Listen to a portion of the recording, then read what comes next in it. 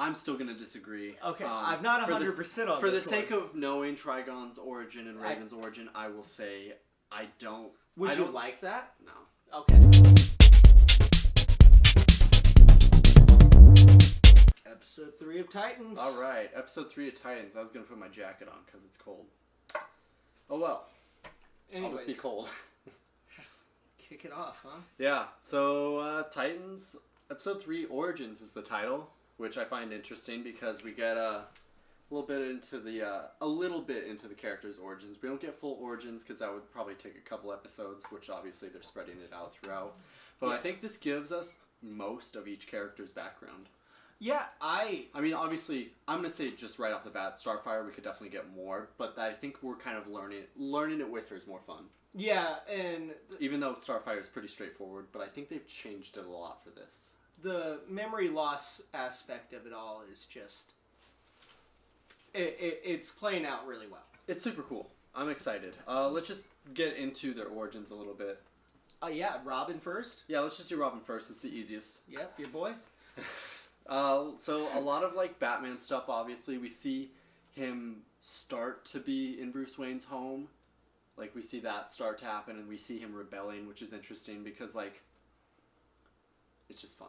Like, so I will say, him stealing that car, the Porsche he gets later, I thought that was a nice touch. I love that. I like that because I want to see, like, I want to see Bruce giving it to him as, like, a joke. Like, yeah. That's their gag gift, you know? Like when he turns 16 or something. Or when he leaves or whatever. Just like, yeah. But it reminds me of Teen Titans when Dick Grayson and Wally West stole the Batmobile. Oh. Yeah. Yeah. That's fun. There you go. Yeah, it's super fun. Little fun thing with that. But a lot of Batman, Bat Family stuff. I loved how they did it, dude. I think it was really well done. I think it's done the best I've ever really seen it play out. I mean, my favorite part was just the similarities between Batman and Robin. Yeah, I mean, like you saw the same pain as a child. Like I just almost, it was like a mini Batman.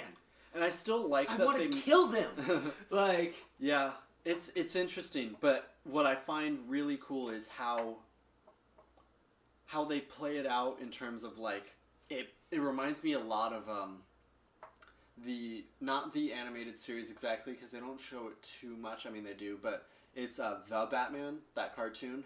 When they introduced Dick Grayson's origin, they introduced it as he's kind of pissed off that Bruce isn't around as much, and I like how they show that. One, it's a really smart way to not show Batman yet because it's a big reveal. But also it helps us, like, it's a good play on that type of deal where it shows that he's not around that much because it helps the audience understand that too. Yeah.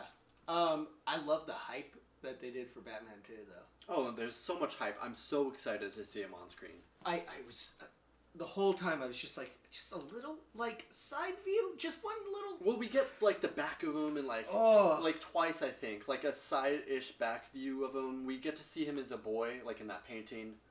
Yeah. I don't know why I pointed that way. Maybe it's from my view. But maybe we'll put it there. I just wanted to see Batman so bad. I mean, we will eventually, though. Yeah. Wouldn't it suck if we didn't at all and they were just bullshitting us? Just the back always? Oh my god, I'd be so pissed. And there was supposedly a leaked image of him, but it looked like a very Batman Begins-esque cowl, and I don't think it is, so I don't think it's a leaked image. Yeah. And it was only the side view again. So maybe it is. Just a little side boob. God, what's that from? Is that... I don't know. So many shows have done that. That's funny. But I love the... Okay, I wanted to ask what your favorite part was, and then I'll share with the Robin origin. I'm gonna say... I want to say him stealing the Batmobile, but... Not the Batmobile, the Porsche. Sorry. The Porsche. The Birdmobile, I'll call it. The Birdmobile. I like it. I like it. Hashtag Birdmobile. Yeah, but I want to say that because it plays off of the fact that that's his car now. And he's like, they kind of play on that a little more, even when, like, Starfire steals it, and he's like, I like my car. Yeah. Like, it's kind of like a little piece of Bruce he gets to carry around with him. So I'll go with that. Mine was, it had to be the letter. The letter. Oh, yeah, we finally got to see that. The one where like Dick's about to run away again. Yeah, he was about to run away again. And he sees the letter with a fruit cup. And I remember. Did you read what it said? Yeah, because we've broken it down before in a trailer. It just, I want to teach you a different way. Yeah, it's basically word for word like a lot of what has been said in the comics. Here's another thing. I love when he shows up. We get to hear Bruce and Alfred kind of argue back and forth. That was cool. That was cool. That. It was very reminiscent of like what I would imagine would happen like in animated. Like, yeah. But also, or like you would get those weird flashbacks in the Teen Titans cartoon, which were very vague, but you got it still. Yeah. No, did you notice that when Dick Grayson went into that closet of like his room, the walk-in closet that was probably bigger than any room he had ever had before, just the closet, he saw all those shoes. One, Batman likes to hook it up with Jordans or something. That was hilarious. How many like Nike shoes and Jordans were in there and like crazy sneakers.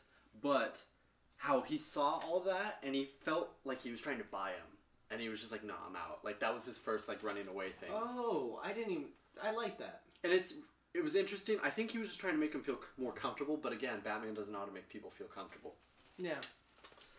Of course, he's never comfortable. Exactly. He's always trying to figure out how to kill John his Mulaney. friends.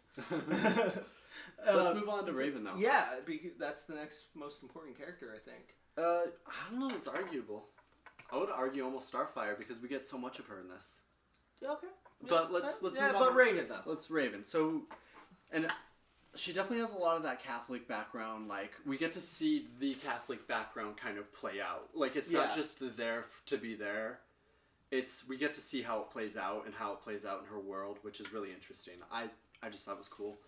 Like, she was from that church they went to, and like how they've known her before, etc. They knew Starfire. That was very interesting that they knew Starfire too. I liked how they did it though. Yeah, because she's been looking for her for a long time now. The thing that I really liked was just the backstory of it all, and then how the nuns were trying to do the right thing. Yeah. But doing the wrong thing at the same time. It overwhelmed her, and that kind of triggered the whole what was happening deal. But also, like, they didn't know any better. Because nobody was surprised by the whole origin of the whole thing. Like, we all knew that she was going to, by the trailers, that she was going to be from a church and all that. There was going to be some type of Catholic aspect. But the surprising part was when they locked her up. You know, I didn't think that was all that surprising because in the trailers it was clear she was locked up. I didn't think it was a big surprise. And I didn't think it was necessarily like... I didn't see it as a surprise because I didn't think it was all that bad in terms of like... I don't see those nuns as like horrible characters or bad characters. I just see bad them, people. No, yeah. I just saw them as like they don't know what to do, so they did what they think is right. It's like when the Black Plague came around, they didn't... Religion was the rave, so they were like, no science, you know? Let me rephrase that. I was surprised how they went about it. Oh, they tricked her. Yeah. I was surprised about that. Like, yeah, because honestly, no kid's going to be like, yeah, lock me up. Even though in the beginning she did want to be locked up. She's like, lock me up somewhere. Yeah. So you would think that she would have been down with it, but maybe she found some false hope. Like, oh, you're having a panic attack. We need to lock you up. And then they never let her out. That wouldn't have surprised me. Yeah. But how they drugged her and everything, that was really surprising after how nice they were. Yeah. And, like, it was just like a sweet old lady. It was hilarious. She's like, can I drink this in here? And she's like, I won't tell if you won't. And it's like, well, really? You won't? Yeah. Oh, good. I was like, you dumbass. As soon as that happened, I was kind of like, yep, I know what's going to happen now. Yeah. Though. But I was just so surprised. I was just like, really? She looks so nice. But the thing is they just didn't know what to do. Yeah. I mean, a demon's really scary. You know. Especially to a nun. Yeah, what are you going to do, you know? Let's move on to Starfire. Because, I mean, the nuns knew her, and she doesn't know who she is. Oh, yeah. So... Well, the thing is Starfire's been looking for Raven for... I think they left it to over a year, or about a year. Since last year, quote-unquote, is what they said. And I think it's interesting that... We know how long-ish now she's been looking, but we don't know why still. Yeah. But they kind of get to the point where it's like, oh yeah, she's part of some prophecy, technically. I liked how the nuns filled her in. Kind of. I mean, she got more info out of the storage unit. By the way, bringing that up, that also puts a little like spin on that idea I had that he's an intergalactic space demon now, because Starfire's from another planet. Oh no, I'll still say that's wrong. But why is it's obvious she's searching, like they call her the light and her the dark. Yeah, but I think that's just to break away from the parallels of the characters, not so much their origins. All right. Because they did that in a Teen Titans episode where they talked about. In fact, I wish we could just put up a clip from the episode. Maybe we can. Where they get their powers switched. Do you remember? They had an episode where Starfire and Raven had their powers switched, and they had to channel the opposite of what they were. Oh, and they have to teach each other how to fly. In fact, and they had to teach each other how to fly, how to use their powers. Yeah, Starfire had cute. to be dark because of Raven, and vice versa. Well, that's what I think they were playing off of, was a kind of a reference to that. That's why I think they did that, the dark and the light. Even though, I will say, the characters, Starfire seems like the darker character in terms of hopefulness, whereas Raven's the opposite. Raven's very, I want the best, I want things to be good, whereas Starfire kind of understands you can't. Maybe that's just because she's an adult. I just think it's very obvious that Corey has been sent here on a mission and is a detective, and she's been going through a lot, especially with her recordings, and she's searching for her. And it looks to me, with the whole the tanning bed. Okay. That she was sitting here on a mission to find the Raven from her planet, and she's been undercover, and she's been doing her private eye shit. I mean, that's possible. I won't deny it, but I won't say that concludes that Trigon's intergalactic by any means. No, I'm just saying it's keeping it a little alive. I'm still going to disagree. Okay, I'm not 100% on this. For the sake of knowing Trigon's origin and Raven's origin, I will say I don't... Would you like that? No. Okay. Because I really... Like, it's not the most comic-accurate show, but I want it to be as close with their origins. You wouldn't like that change. And they're already changing up Starfire's a lot, as far as I'm aware. So, for the sake of this, I'm going to say I don't see it happening. I don't think they would change it. Because of how much they're changing Starfire's origin already, I don't think they're going to make Trigon different. I think it's going to be... I think she possibly could have been sent here. By the way, okay, real quick, sure. I just want to say I agree with you. I'm just throwing that crazy theory out there. Like, I'm with you. I don't want them to change anything. Okay. Like, I'm with you. Like, it's just a crazy theory. So, go on, though. Okay. With Trigon, you don't want them to change that. With the way it is... I think it just adds too many layers to the fact that Trigon's a demon. It's part of a prophecy. Prophecies don't come from space. That's just kind of where I'm going with it. So prophecies are a big religion thing. Do you think Starfire's not from space then? No, Starfire's from space. I'm assuming they made... because I'm assuming they haven't changed it. I'm assuming that them interconnecting these characters has nothing to do with where they're from. I'm assuming it just has to do with they've crossed paths in some way, shape, or form. So I think Starfire just gets obsessive. My question then is, why is Starfire searching for Raven? Well, we don't know. I don't think I'm asking for your theory. I don't have one necessarily. It's so vague now. I don't either. I have no clue. That's why I'm asking. Well, you put out a theory. Well, yeah. That's my crazy one, though. I don't have a good one. Okay. Okay, then accept that I don't have a good one. No, that's fine. I was wondering. I don't have a crazy theory. I don't have a good theory either. I just think there's more to tell. Yeah, me too. Well, I love the origins of all three of these characters. Yeah. No Beast Boy. No Beast Boy, but we'll get that in next episode. That made me super psyched for Doom that Patrol's episode. the name of it. Let's go on to the interactions of the characters that we haven't seen necessarily yet, like Raven and Starfire, and then Robin and Starfire. Yeah, and then that little Beast Boy Raven instant. Sure, we'll throw that in there. It's like quick. We'll throw it at the end. Anyways, Raven and Star. I loved it. It was super cool. It was, and you can tell. This is one thing that I think is a necessary change. I don't necessarily like it because they changed the ages of these characters.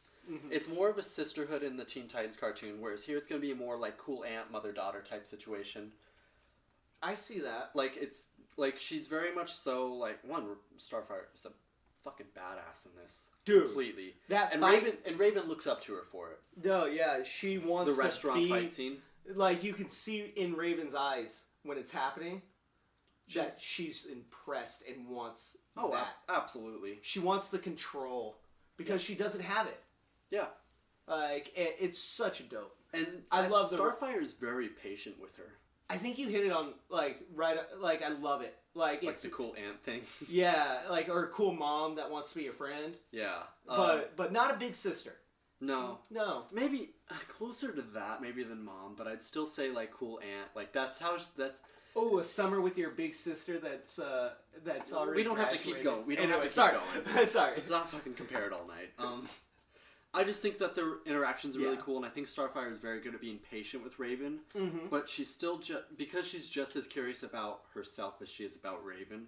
That might be why. Whereas Dick Grayson thinks he has all the answers, but he obviously doesn't. Mm-hmm.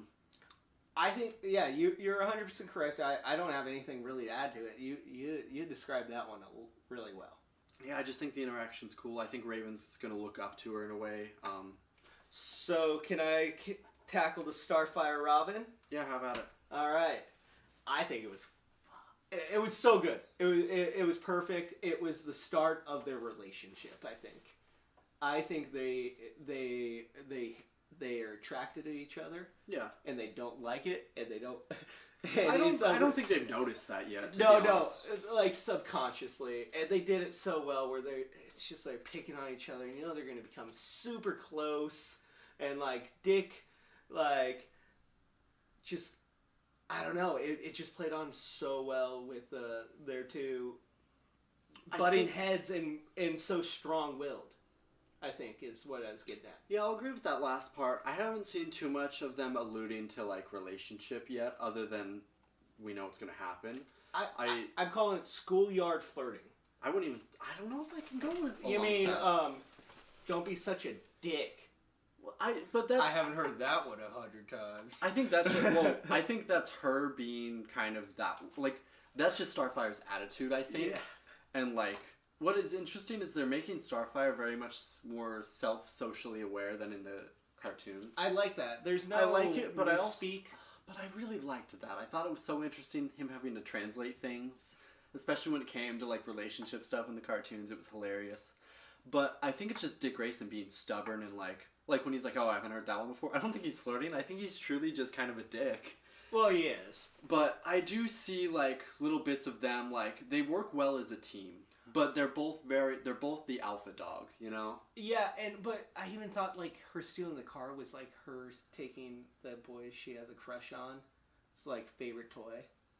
No, and James, she stole his car because it's how she gets to the storage unit. Quit looking too deep into shit. It's meant to create that conflict so later it can happen. Okay, I'll stop watching it at 3 a.m. I'm sorry. Yeah, stop watching it at 3 a.m.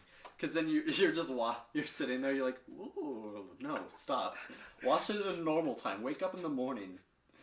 But I do think that they're like, it's setting it up. Okay. It's setting it up. And I think what's really cool is some of their interactions, because they're both the alpha dog. Dick Grayson's like, where'd you say you were from again? Like, demanding answers. She's like, doesn't have any. She's like, I didn't. But still, like, she didn't say, I don't know. She said, I didn't. Like, I didn't give you the time of day about it. I think that shows, like, there's going to be some power struggles, I think, of who's going to be the leader necessarily. I hope by the end of it, it's a nice, like, co-captain thing. And that's just, like, and it always is. Yeah, like, well, and then... by the end, I think it'll be more her. Do you want to kiss by the end of the season? Oh, you know they're going to before. We saw in a trailer. Oh, I must have missed that one. Yeah, we saw them in a trailer before doing it.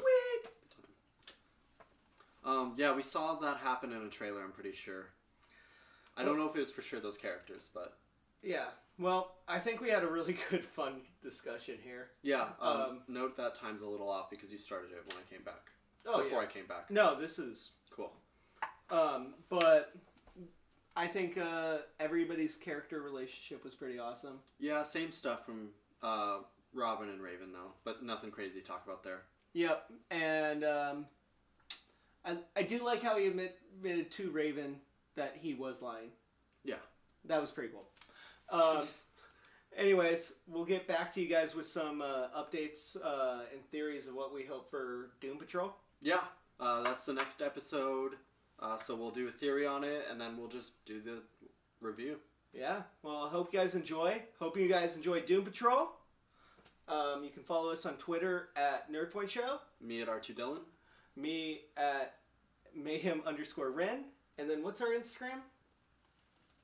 I think it's just NerdPoint. NerdPoint Show. Or NerdPoint. They'll look it up. Google it.